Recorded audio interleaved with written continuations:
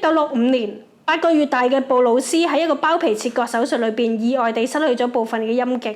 喺著名嘅心理學家約翰曼尼博士嘅建議之下，父母同意將布魯斯嘅下體完全切除，再做陰道，並將布魯斯當成女孩布蘭達嚟撫養。博士認為性別呢樣嘢可以後天重塑，更加可以透過裸露身體同埋模擬性愛嚟糾正心態。點解佢會有呢個咁大膽嘅諗法呢？而呢個諗法又點樣存在喺藝術裏邊？等我哋一齊嚟藝術那話兒。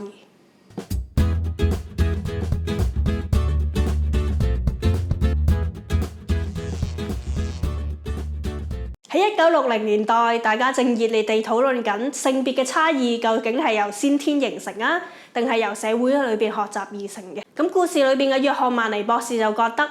我哋可以透過學習社會賦予兩性嘅規範，成為男性或者女性。呢啲社會規範包括我哋言行舉止、外表服飾、權力慾、責任感等等。當然，我哋嘅生理性別可以幫助説明我哋嘅性別身份。但社會文化裏邊嘅道德倫理、風俗傳統等等嘅因素，亦都會影響到我哋嘅性別。呢個就係所謂嘅社會性別。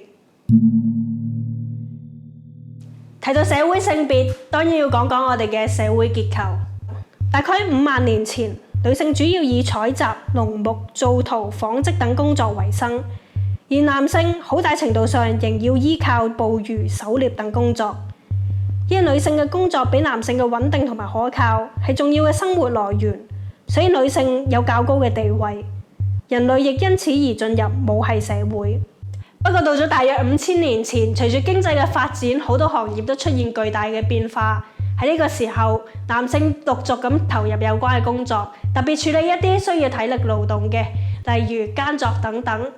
因為佢哋身體強壯，又冇生育嘅負擔，所以好快就成為工作嘅負責人，取代咗女性嘅主導角色，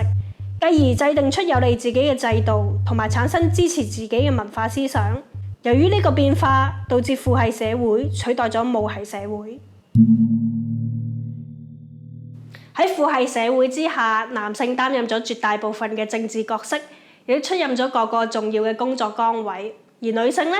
因為佢哋欠缺正統嘅教育同埋機會，所以佢哋冇獨立自主嘅意識，只能依靠男性嚟生活。除咗裸露嘅畫作之外，喺大多數嘅創作裏邊，女性會被描述成為照顧家庭嘅角色，甚至只係用嚟裝飾畫面、吸引目光，冇咩重要嘅作為。自古以嚟，只有少數嘅女性會被稱為出色嘅藝術家。而每當佢哋被提及嘅時候，佢哋都會被稱為佢哋克服咗自身性別嘅限制，先可以男性嘅領域裏邊脫穎而出。18世紀著名嘅肖像畫家伊麗莎白·納布倫喺描繪自己嘅時候，總係以照顧孩子嘅形象出現，可見喺佢腦海裏邊，佢嘅自我形象深深受到社會嘅規範影響。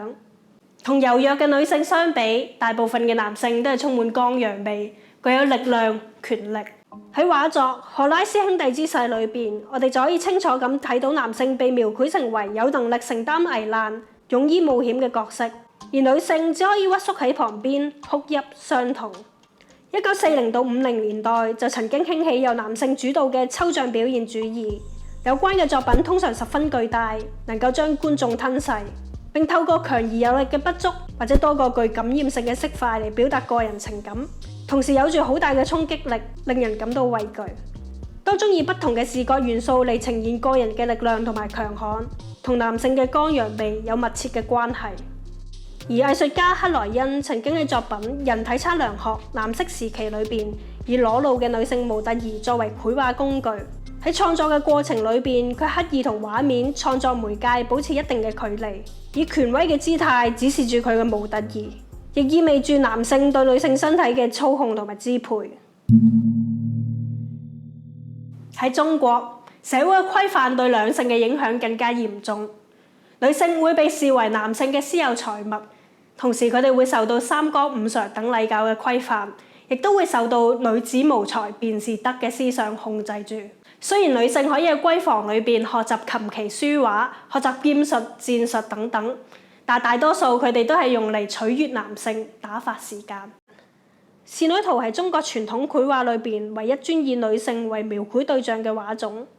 從中展示咗中國傳統文化裏邊嘅性別秩序、認同同埋觀看模式。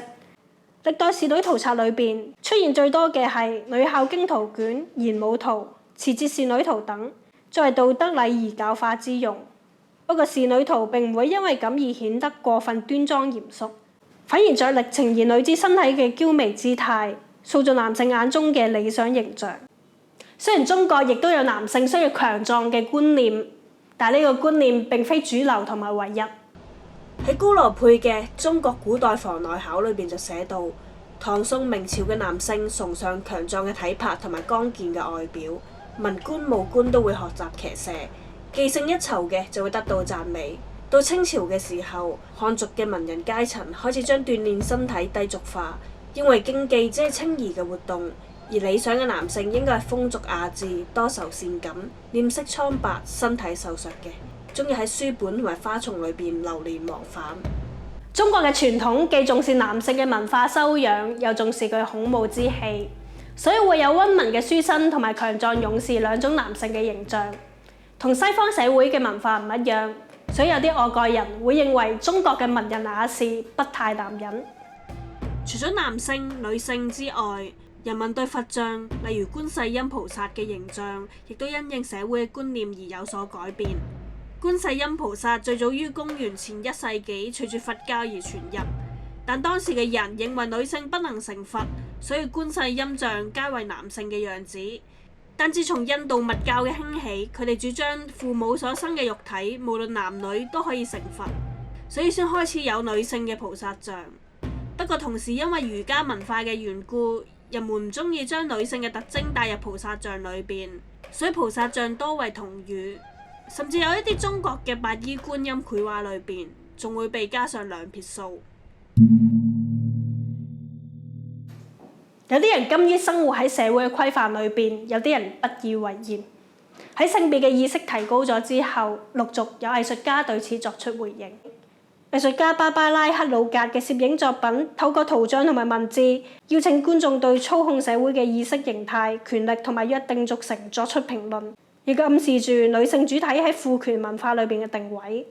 藝術家朱迪芝加哥喺丈夫死後選擇不再依據傳統使用丈夫或者父親嘅姓氏，改為出生地為名，同時創作咗裝置藝術晚宴，以39個代表不同女性貴賓嘅瓷盤同埋餐墊，歌頌女性嘅成就。